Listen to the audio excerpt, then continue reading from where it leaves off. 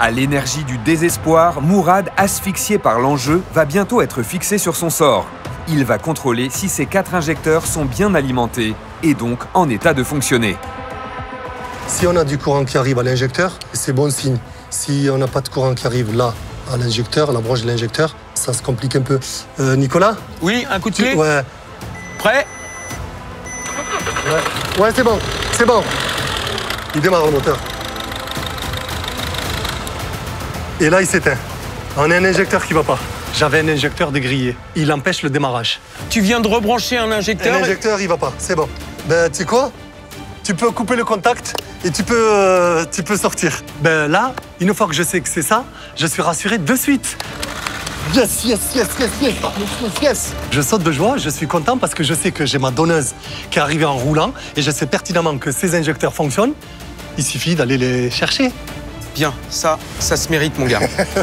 Ben merci bravo, à toi aussi. Bravo. Merci à toi. Tu peux pas savoir comme je suis heureux pour C'est toi. vrai. Et moi alors. Ah ouais, parce que c'était très chaud. Hein. Énorme prestation de Mourad qui, malgré une pression omniprésente sur ses épaules, n'a pas craqué. Il est parvenu à remplacer son kit de démarrage et à identifier sa panne d'injecteur en moins de 3 heures. Un exploit dans ce duel des légendes qui est totalement relancé. On est à J4, sérieusement, J4. T'es revenu dans le game, donc là maintenant, il faut que tu tabasses et que tu donnes tout ce que tu peux donner. Nicolas, je t'assure que là, je vais te dire une chose. Tu vas faire des miracles? il faut. Fais des miracles, Bravo. C'est bon. Bravo, merci bravo. Nicolas, merci. Bravo. Merci. Une prestation XXL qui, forcément, plonge aussitôt Boris dans une posture qu'il redoutait plus que tout, travailler avec Mourad dans son rétroviseur, tout en subissant un physique de plus en plus mal en point. Je crois que Mourad, il a trouvé son problème.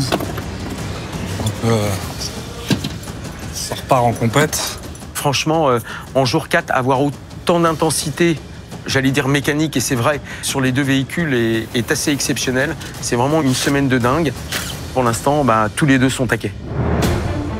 Et ce n'est rien de le dire. Alors que Mourad se lance désormais dans une remontada qui pourrait bien faire date, Boris, qui faisait course en tête, est désormais sous pression. Ces 9 jours de compétition commencent à peser lourd. Notre champion souffre, mais avance. Il s'attaque désormais au remplacement de ses portières avec la crainte d'être désormais en retard car cette étape, Mourad l'a déjà réalisée la veille au prix d'énormes efforts. Les portes de voitures allemandes, elles sont bourrées de renforts, bourrées d'électronique, les moteurs électriques, enfin, voilà, c'est des portes qui font entre 30 et 40 kilos à bout de bras. Tout seul, tu peux pas les visser, tu peux pas les régler. Si Boris est à la peine physiquement, il peut en revanche s'appuyer sur une expérience solide qui lui permet d'économiser ses ressources au maximum dans tout type de situation. Donc je trouve cette technique de chèvre. J'ai rebranché mon faisceau, bien fermé. C'est pas des portes de Renault Clio, quoi.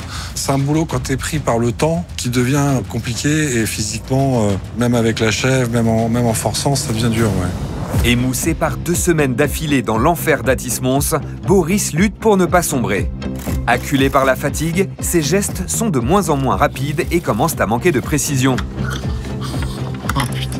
Son moral, d'habitude toujours au beau fixe, est tout simplement en train de lâcher.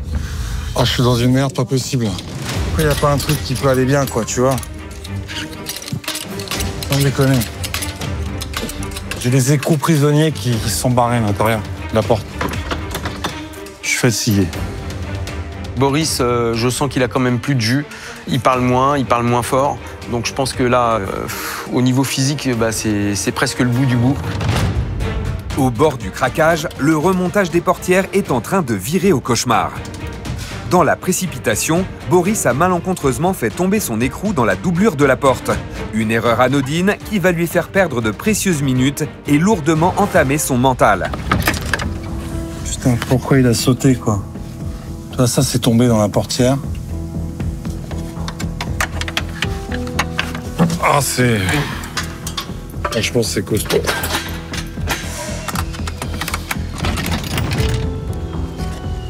Ah, on est au top. Là, c'est vraiment pas cool. Parfois, quand la douleur physique se fait sentir, oui, je relâche quelques secondes, je respire, je bois un verre d'eau.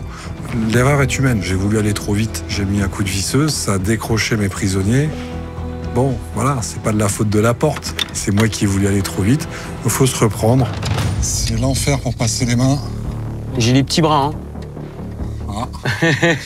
Je suis désolé pour toi. Bon, voilà, c'est sauvé. Boris, c'est pour moi un mécano hors norme. Il est confronté à quelque chose, il ne se pose pas de questions, il est très pragmatique. Ça lui permet de se faciliter la vie. On est passé d'un dépose de porte À une galère. à une grosse galère. Donc tu vois, c'est top mécanique, quoi. Tu peux tout de suite arriver sur un truc de dingue, quoi. C'est ça qui est bien, parce que tu réagis. Et toi, depuis le début, moi, ce que j'aime chez toi, c'est action-réaction. Voilà. Et tu ne te poses pas de questions. En face, c'est un peu le même topo. Mourad, qui n'a plus que 2 demi-journées de mécanique pure pour revenir dans la partie et tenter d'offrir une voiture roulante au moment des essais sur route, ne relâche pas la pression. Obnubilé par son moteur, il redouble d'efforts pour remplacer au plus vite son injecteur défaillant. Et là, c'est bon. Je les remets en place. Voilà, hop, voilà. C'est bon, j'ai changé l'injecteur. Allez, Je croise les doigts. c'est bon? Prêt? Il joue avec mes nerfs. Il joue avec mes nerfs.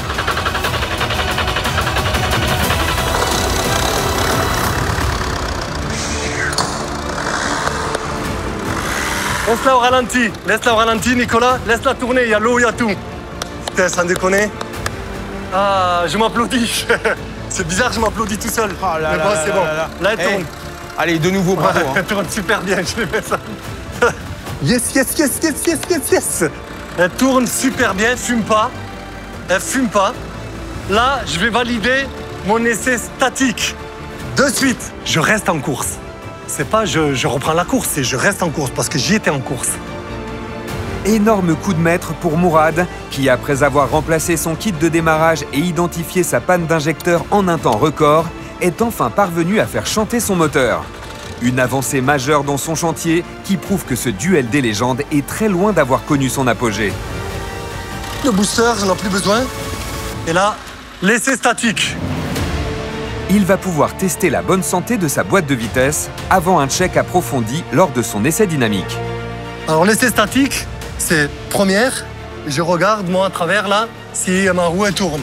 Je vais vérifier quand même que les roues elles tournent. Ça tourne, génial. Je vais passer toutes les vitesses de toute façon. Première, voilà on est en deuxième, ça fonctionne. Toutes les vitesses passent. Le volant fonctionne, là ça tourne. On a la direction assistée. Essai statique validé. RAS côté boîte de vitesse et comportement du volant. Mourad, qui était à 2 doigts de l'abandon, revient en force dans ce duel au sommet. Mais alors qu'il se dirige vers son essai dynamique à grands pas, le mécano prend une décision surprenante. Un nouveau coup de poker qui pourrait bien être lourd de conséquences en cas d'échec. Je vais sacrifier mon essai dynamique pour essayer de remonter les éléments. Donc tu prends le pari de ne pas te faire d'essai dynamique. Je prends le pari de ne pas faire d'essai dynamique. Écoute, garde ça quand même dans ta tête. Ce soir, si tu as ton pare-choc, ton aile, et que ta voiture est terminée, tu as 5 minutes pour aller faire un tour dans le parc. D'accord. Alors là, franchement, il prend un énorme risque. D'ailleurs, je lui déconseille de faire abstraction de l'essai dynamique. L'essai dynamique est, pour moi, obligatoire. Démarrer un moteur dans un atelier, c'est presque à la portée de tout le monde. Mais on ne valide rien du tout. On sait que le moteur tourne, mais est-ce que la boîte de vitesse fonctionne? Est-ce que le frein, direction, enfin, je dirais que tous les éléments qui permettent à la voiture de rouler sont fonctionnels. On ne peut pas savoir. Donc, moi, je pense que c'est une erreur.